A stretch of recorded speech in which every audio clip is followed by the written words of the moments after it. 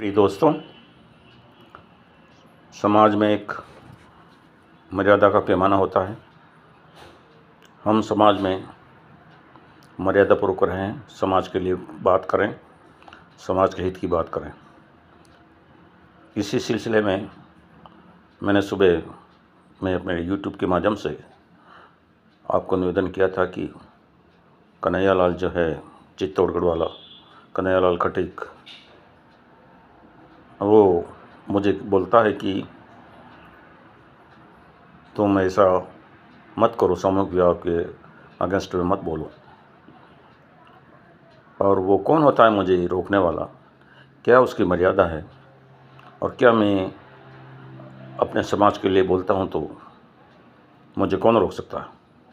अच्छे के लिए बोलूँगा तो मुझे कोई नहीं रोकेगा, सब मेरा साथ देंगे, जैसा कि अभी मेरे सभी साथी मेरे साथ हैं।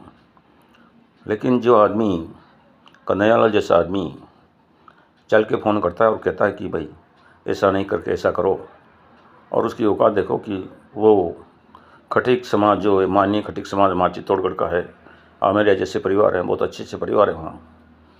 उन परिवारों से बहिष्कृत किया हुआ वो आदमी एक अकेला, उसके साथ वो कारूलाल शिक्षक,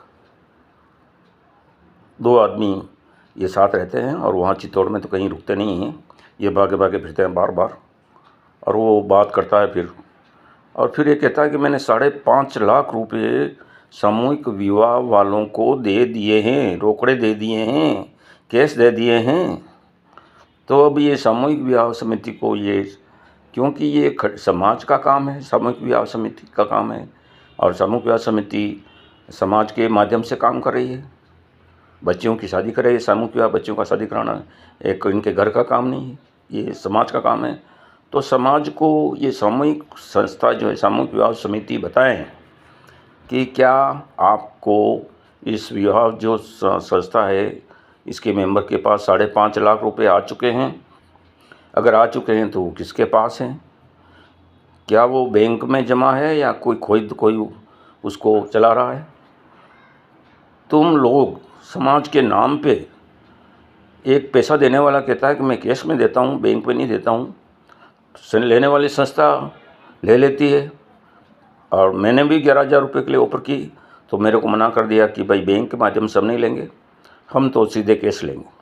ये सामूहिक विवाह संस्था का कहना है। अब ये बताए सामूहिक विवाह समिति कि जो ये कह रहा है कन्हैयालाल खटीक, न जाने कहाँ से लाता है ये लाखों रुपये, और ला के 5.5 लाख रुपये देने की बात करता है। तो मेरे को समझ में आता है कि ये झूठ बोल रहा है, इसके पास आते कहाँ से 5.5 लाख रुपये। और अगर झूठ नहीं बोला है तो सामूहिक विवाह समिति बताए कि हाँ हमको दिया है, समाज को बताए, क्योंकि ये समाज का काम है, समाज को बताना ज़रूरी है। अगर नहीं बताएंगे तो निश्चित रूप से ये गलत कर रहे हैं और समाज के साथ ही धोखाधड़ी कर रहे हैं। तो इसका हमारे को वो भी मिल जाएगा, एक सबूत भी मिल जाएगा। और सबूत तो इसलिए है कि उसकी रिकॉर्डिंग मैंने कर ली है। वो कह रहा कि मैंने 5.5 लाख रुपये कैश दिए हैं, और वो कैश कैसे दे सकता है? बैंकों के माध्यम से देना चाहिए। कैश देता है तो वो अपराधी बनता है। इस प्रकार की सब बातें जो है इन लोगों के विरुद्ध जाएगी, और हम लोग इस तरह से आगे काम करके समाज में कुछ सफाई कर पाएंगे। बहुत बहुत धन्यवाद। इधर जो शंकरलाल बोपा है वो लाखों रुपए लेके बैठा हुआ है, ये उसका कन्हैयालाल का दोस्त है। शंकरलाल बोपा फिर उसका